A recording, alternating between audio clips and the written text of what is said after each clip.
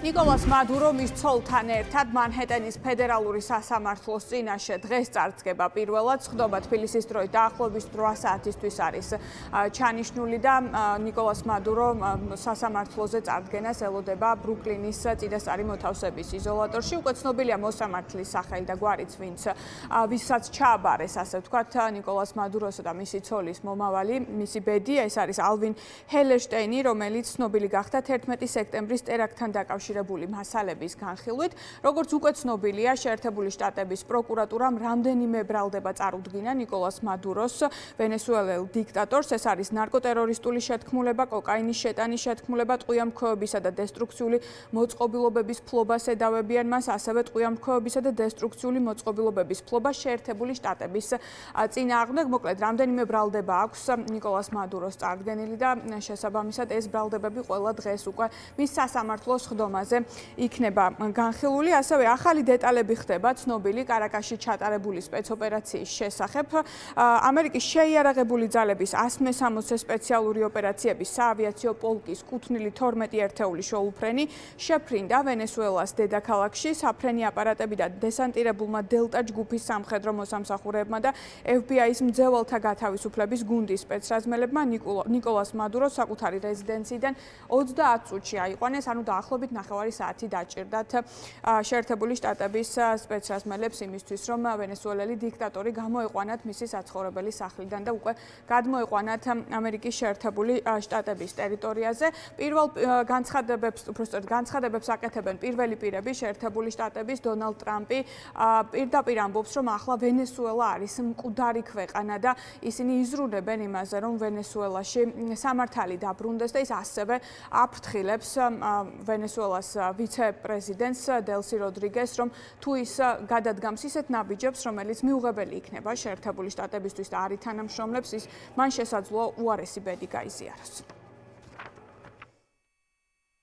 It's a dead country right now. ვენესუელა ამჟამად მკვდარი ქვეყანაა. ჩვენის უნდა აღვადგინოთ და ნავთობ კომპანიების მხრიდან დიდი ინვესტიციები დაგჭირდება ინფრასტრუქტურის აღსადგენად. თუ დელსი როდრიგესი არ გააკეთებს იმას, რაც სწორია, ძალიან დიდ ფასს გადაიხდის. შესაძლოა უფრო დიდს ვიდრე მადურო. ჩვენ სრული წვდომა გვჭირდება. ჩვენ გვჭირდება წვდომა ნავთობზე და მათ ქვეყანაში არსებულ სხვა რაღაცეებზე, რაც საშუალებას მოგცემს მათი ქვეყანა აღვადგინოთ. ვენესუელის ხელახლა აშენება და რეჟიმის შეცვლა, რაც გინდათ ის დაარქვით, იმაზე უკეთესია, რაც ახლა იქ ხდება. ამაზე უარესი არ არსებობს. მადუროს შეეძლო დღეს თურქეთში ყოფილიყო, მაგრამ ნიუ-იორკშია. ჟობს შეთავაზებას დათანხმდე. მადურო ვერავის და ადანაშაულებს საკუთარი თავის გარდა. ჩვენ გამოსავალი შევთავაზეთ. მან აირჩია წინააღმდეგობა გაეწია პრეზიდენტისთვის, ამერიკელის სამხედროებისთვის. ამიტომ ის ამერიკის ციხეშია. კონგრესის ნებართვა საჭირო არ იყო, რადგან ეს არ არის შეჭრა. ჩვენ არ დაგვიკავებია ქვეყანა. ეს იყო დაპატიმრების ოპერაცია, ეს არის სამართალდამცავი ოპერაცია. ეს არ არის ომი. გულისხმობ იმას, რომ ჩვენ ნარკოტიკებით მოვაჭრე ორგანიზაციების წინააღმდეგ ომში ვართ. ეს არ არის ომი ვენესუელის წინააღმდეგ. ჩვენ ვასრულებთ ამერიკულ კანონებს ნავთობის სანქციებთან დაკავშირებით. ჩვენ სანქციები დავაწესეთ სუბიექტების მიმართ. ჩვენ მივდივართ სასამართლოში, ვიღებთ ორდერს და ვაკავებთ ნავთობით სავსე ნავებს და ეს გრძელდება. ასევე ჩვენ ვიტოვებთ უფლებას დარტყმების განვახორციელოთ ნარკოტიკები დატვირთული ნავების წინააღმდეგ, რომლებსაც ნარკოტიკები შეერთებულ შტატებში შემოაქვთ. ჩვენ არ გვჭირდება ვენესუელის ნავთობი. უამრავი ნავთობი გვაქვს შეერთებულ შტატებში. არ ვაპირებთ დაუშვათ, რომ ვენესუელის ნავთობ ინდუსტრია ამერიკის მოწინააღმდეგეებმა აკონტროლონ. უნდა გვესმოდეს, რატომ სჭირდება ჩინეთს ვენესუელის ნავთობი, რატომ სჭირდება ის რუსეთს, ირანს. ისინი ამ კონტინენტზეც კი არ არიან. არ გეტყვით თუ რა იქნება ჩვენი შემდგომი ნაბიჯები და როგორი იქნება ჩვენი პოლიტიკა ამ საკითხებში, მაგრამ არ ვფიქრობ საიდუმლო იყოს, რომ ჩვენ არ ვართ კუბის რეჟიმის დიდი მხარდამჭერები, რომლებიც სხვათა შორის მადუროს მხარს უჭერდა. სწორედ კუბელები იცავდნენ მადუროს, მას არ იცავდნენ ვენესუელელი მცველები, მას კუბელი მცველები ყავდა. და როგორც ცოტა ხნის წინ გახდა ცნობილი, ვენესუელას პრეზიდენტის მოვალეობის შემსრულებელი პირველ ნაბიჯებს გამს ამერიკის შეერთებულ შტატებთან თანამშრომლობისთვის და როგორც ინფორმაცია ვრცელდება, ის ამერიკის მთავრობას თანამშრომლობის პროგრამას თავაზობს.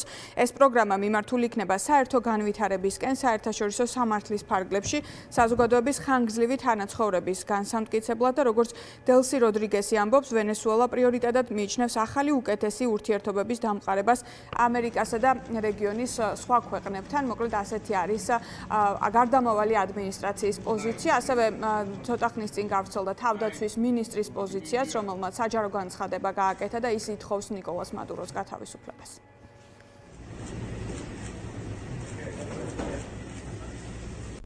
არმია მხარს უჭერს ვიცე-პრეზიდენტი დელსი როდრიგესის მიერ პრეზიდენტის მოვალეობის დროებით შესრულებას. ვენესუელის შეიარაღებული ძალები მტკიცედ გმობენ მადუროს და მისი ცოლის ლაჩრულ გადაცებას, მას შემდეგ რაც მისი დაცვის წევრების დიდი ნაწილის ჯარისკაცების და მშვიდობიანი მოქალაქეების ცივსისხლიანი მკვლელობა მოხდა. ის რაც დღეს ვენესუელაში ხდება, ნებისმიერ სახელმწიფოს ან მთავრობას შეიძლება დაემართოს. და დღეს 5 იანვარს გაეროს საგანგებო სხდომა არის მოწვეული გაეროს უშიშროების საბჭოს სხდომა. ეს დიპლომატიური წყაროები, როგორც ინფორმაციას ავრცელებენ კოლუმბიამ, რომელსაც მხარს უჭერენ რუსეთი და ჩინეთი, 15 წევრიანი საბჭოს შეხვედრა მოითხოვა და როგორც ცნობილია, ანტონიო გუტიერეში გაეროს გენერალური მდივანით შეშფოთებულია ვენესუელაში მომხდარი ესკალაციით.